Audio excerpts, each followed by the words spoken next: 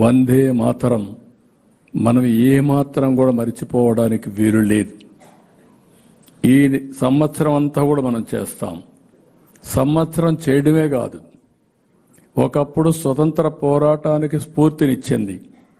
ఈరోజు భారతదేశాన్ని నెంబర్ 1 దేశంగా నిలబెట్టడానికి, అందులో కూడా ఆ నెంబర్ 1 దేశంగా ఉన్నప్పుడు ఆంధ్రప్రదేశ్ భారతదేశంలో నెంబర్ 1గా ఉండే స్ఫూర్తినివ్వడానికి ఈ వందే మాత్రం ఒక టానిక్గా పనిచేయాలని మనస్ఫూర్తిగా ఆకాంక్షిస్తున్నా.